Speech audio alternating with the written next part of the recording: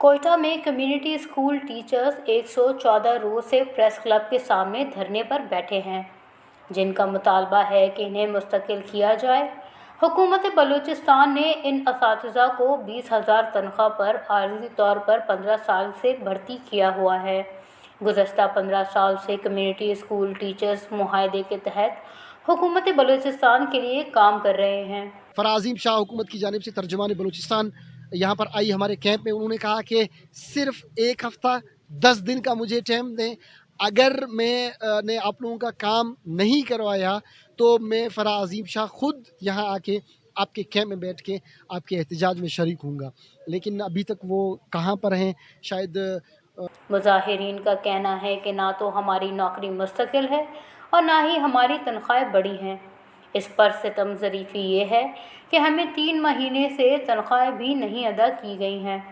Community school teachers का हुकूमत बलूचिस्तान से मुतालबा है कि इनको मुस्तकिल नौकरी देकर मुनासिब तनख्वाहों पर भर्ती किया जाए। Watch news, Quetta.